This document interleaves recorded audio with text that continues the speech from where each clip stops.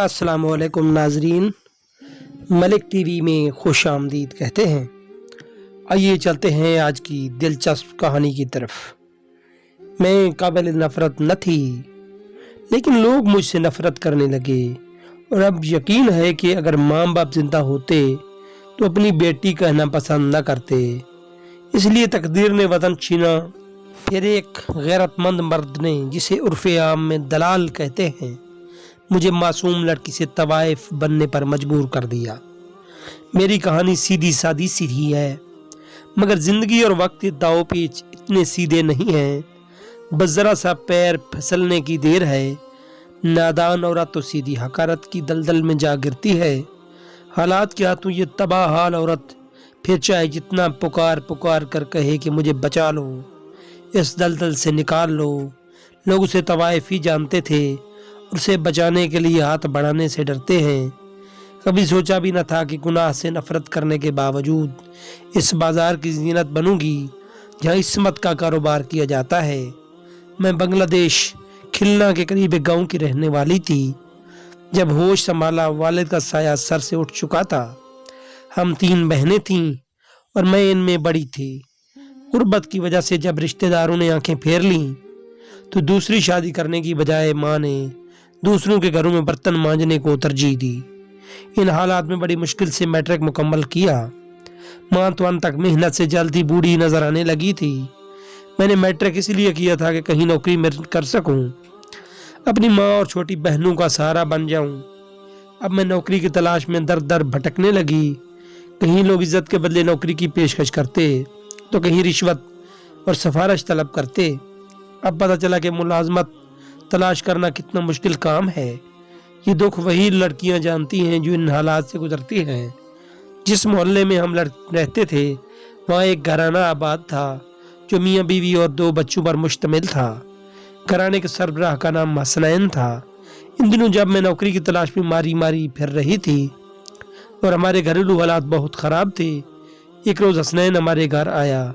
पड़ोसी होने के नाते माँ ने इसे अपना दुख सुनाया और इल्तिजा की मेरी बच्ची को नौकरी दिलवा दो। हसनैन ने माँ को तसल्ली दी और कहा कि अगर तुम मुझ पर एतबार करो तो मैं तुम्हारी लड़की को दुबई में मुलाजमत दिलवा सकता हूँ। बहुत अच्छी तनख्वाह मिलेगी। मैं खुद वहाँ जा रहा हूँ और बीवी बच्चे भी साथ जा रहे हैं। तुम्हारी बेटी फरिया वहाँ मेरे घर पर रहेगी। मेरी हर हफ्ते तुम्हारी इससे फ़ोन पर बात करवा दिया करूँगा। गुर्बत से मजबूर माँ इसकी बातों में आ गई और हामी भर ली। हसनैन कुछ दिनों के लिए बांग्लादेश से चला गया। जब वापस आया तो माँ को खुशखबरी सुनाई कि अपनी फैमिली के साथ वो मेरा भी वीज़ा ले आया है। अब पासपोर्ट और टिकट को बंदोबस्त करना है। माँ ने अपने कानों से बालियाँ उतार कर उसे दे दी और तमाम मराहिल मुकम्मल हो गए। बिलाखिर रवानगी का वक्त आ गया। मैं हसनैन और इसकी फैमिली के साथ हवाई जहाज़ में बैठ गई और हम दुबई आ गए। यहाँ चंद दिन इसने मुझे अपनी फैमिली के साथ रखा और फिर वही मुझे ऐसी जगह ले आया जहाँ मुझसे बदनसीब लड़कियाँ थीं। इनसे मिली तो पता चला कि हसनैन ने झूठ बोला था। वो हमें लेकर पाकिस्तान आ गया और जो एक शख्स के हाथ फरोख्त कर दिया।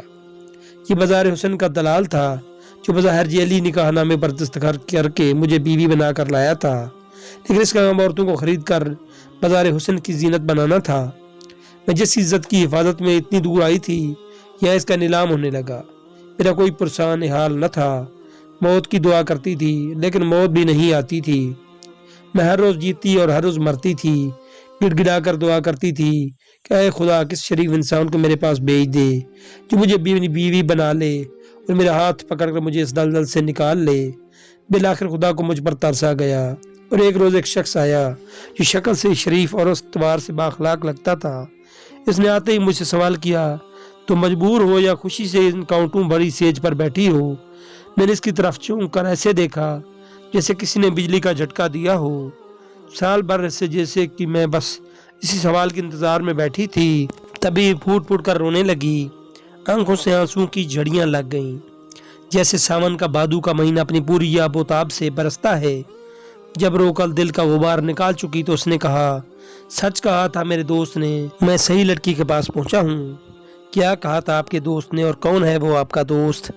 मैंने रुंधी हुई आवाज़ में दरियाफ्त किया तो फ़हीम ने बताया, मैं इस बाज़ार का शौकीन नहीं और ना ही मेरा वतीरा है कि यहाँ आकर खुद को रुसवा करूँ। تاہم میرے چند دوست ایسے ہیں جو اس جگہ سکون تلاش کرنے آتے ہیں۔ ایک روز وہ میرے گھر پر بیٹھے آپس میں گفتگو کر رہے تھے اور حیرت سے ان کی باتیں سن رہا تھا۔ اسلم نے کہا کہ یار طبیعت بوجھل ہے، ادھر جانا چاہیے۔ دوسرا بولا اس بار مشاہد سے کہنا پھر ایسی لڑکی سے نہ ملا دے جس کا نام ہم نے روتی صورت رکھا ہے، ہر وقت روتی رہتی ہے۔ ارے ہاں یار وہ فریہ تو نفسیاتی مریض ہے، خوبصورت تو بے حد ہے، لیکن ابھی تک اس نے ماحول کو قبول نہیں کیا ہے۔ کوئی دل بہلانے وال جاتا ہے اور یہ رو رو کر غموں کا دگنا کر دیتی ہے، دل خراب ہو جاتا ہے۔ آفتاب نے بھی تائید کی۔ سرویش نے کہا یار ترس آتا ہے، اس پر کم وقت ایک دلال اسے دھوکہ سے یہاں لایا ہے، نوکری کا جھانسا دیا تھا۔ وہ بیچاری شریف لڑکی ہے، تبھی روتی ہے۔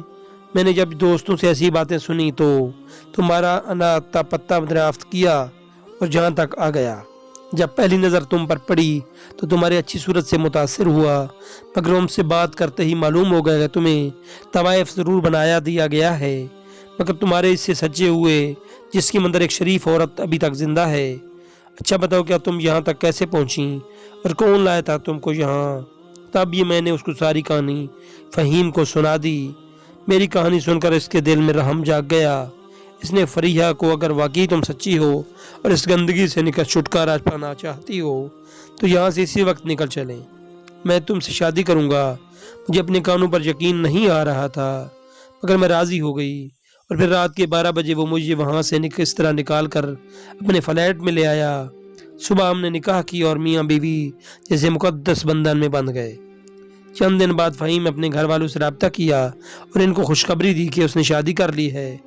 وہ اس فعل پر اس سے معافی کا طلبگار تھا کہ اپنوں سے اجازت نہ لی تھی، انہیں ہی اپنی شادی میں ان کو شامل کیا تھا۔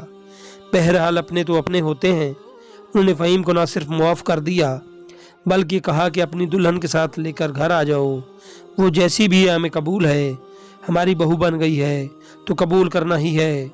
اس امید افزا جواب ملتے ہی فہیم خوش ہو گیا اور مجھے لے کر اپنے گھر والوں کے پاس گیا۔ جیسا کہ انہوں نے کہا تھا کہ بہو بن گئی ہے تو جیسی بھی ہے ہم کو قبول کر لیں گے۔ فہیم کے ماں باپ بہن بھائیوں نے مجھے قبول کر لیا اور وہی عزت دی جیس کی ایک بہو کو ملنی چاہیے تھی۔ اب میں فہیم کے گھر والوں کے ساتھ ان کے گھر رہنے لگی۔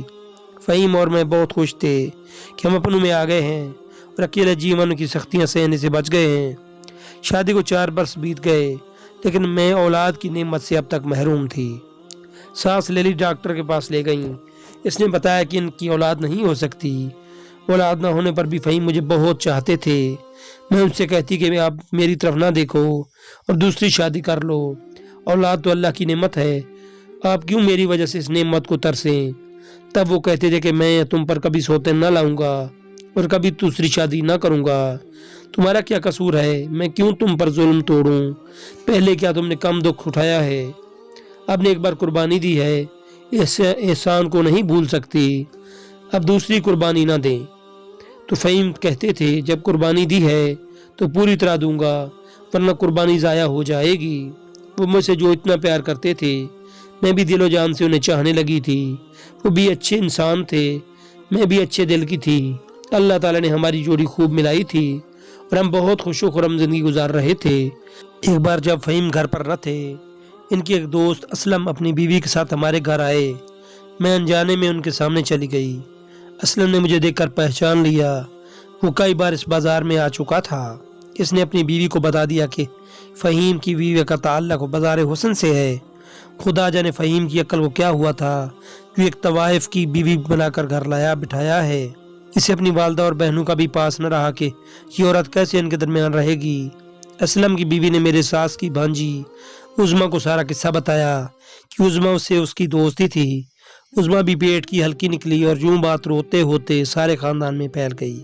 میری ساس اور نندو کو جب یہ قصہ پتہ چلا، انہوں نے فہیم سے پوچھا، تب حقیقت بتا کر کہا کہ حالات نے فریہ پر ستم کیا ہے، اس کا تو کوئی قصور نہیں ہے، میں اسے گناہ گار نہیں سمجھتا، نیکی سمجھ کر اس کا نکاح کیا ہے، کوئی کچھ بھی کہے مجھے ہرگز اس کی پرواہ نہیں، ہم اپنے گھر میں خوش ہیں، کوئی ہم سے ناطہ رکھے یا نہ رکھے۔ میری ساس نے اعتراض کیا کہ اگر طوائف کو بیوی بنا کر لیا تو پہلے بتانا تھا، ہم تم کو یہاں سے اسے لابسانے کا نہ کہتے، अब तुम लोग हमसे अलग हो जाओ और अलहदा रहो, क्योंकि मेरी बच्चियों को भी अभी शादी नहीं हुई है, इनके रिश्ते होने हैं। और जिस घर की बहू तवाइफ ज़ादी हो, इस घर की बच्चियों के रिश्ते कौन लेगा? मेरी बेटियां तो बेन ब्याही रह जाएंगी। कौन सी शरीफ घराने मेरी लड़कियों को रिश्ते देगा? जब मैंने सास के मुंह से ये अल्फाज सुने तो मुझे अपने कानों पर यकीन न आया। वो कह रही थी, मैं तो सास हूँ, अगर फरिया के वालिदैन भी इनके हालात जान लें तो इसे बेटी कहकर न बुलाना पसंद न करें। ये और ऐसी बातें मेरे लिए सुहान रूह हो गईं। तभी मजबूर होकर फ़हीम ने किराए का मकान तलाश किया और हम अलहदा हो गए। मैं अब अपने शोहर के वालिदैन के घर नहीं जाती, उनके बहन भाई और रिश्तेदार मुझसे नहीं मिलते। इत्तफाकन मिल जाएं तो कत्तर कर निकल जाते हैं, तब बहुत दुख होता है। मैं सोचती हूँ अगर तवाइफ होना काबिल नफ़रत है तो फिर इस माशरे के कुछ अफराद भी काबिल ताज़ीर हैं। सिर्फ तवाइफ से ही नफ़रत क्यों, इन लोगों से भी नफ़रत हो जानी चाहिए जो औरत को तवाइफ बनाते हैं, इसे ख़रीदते और बेचते हैं। वो लोग तो शुरफा की सोसाइटी में ऐसे घुल मिल कर रहते हैं कि पहचाने नहीं जाते, मगर औरत ही काबिल नफ़रत ठहरती है, वही गुनाहगार समझी जाती है, वही सज़ावार होती है। आखिर ये नाइंसाफ़ी क्यों? अफसोस तो ये है कि जिस शख्स ने मुझे दलदल से निकाला, मुझे शरीफाना ज़िंदगी दी, नेकी और सवाब का काम किया, उसे भी लोग मेरे हाथ सज़ा देने लगे। फ़हीम को मवारद इल्ज़ाम ठहराते कि इसने फरिया से क्यों शादी की। क्या दुनिया में शरीफ लड़कियों की कमी थी जो ये गंदगी में जा गिरा? और मैं कहती हूँ कि शरीफ घराने की अच्छी लड़कियों तो सभी अपनाते हैं। आफरीन तो इस शख्स पर है जो गुनाह की दलदल में फंसी किसी ऐसी औरत को इस दलदल से निकालता है जो दिल से शरीफाना ज़िंदगी की आरज़ूमंद होती है। अगर कोई वाकई ऐसी औरत हो, वो शरीफाना ज़िंदगी की आरज़ूमंद हो, तो उसको शरीफाना ज़िंदगी देना और गुनाह आलूद ज़िंदगी से निकाल लेना एक बड़ी नेकी है। मुआशरा चाहे फ़हीम से जितनी भी नफ़रत करे, मगर मैं तो यही कहूँगी कि फ़हीम ने मुझे अपना कर जो नेकी की है, इसका इससे बड़ा अजर मिलेगा। नाज़रीन, अगर हमारी स्टोरी पसंद आई हो तो हमारे चैनल को सब्सक्राइब करें और हमारी वीडियो को लाइक करें। शुक्रिया।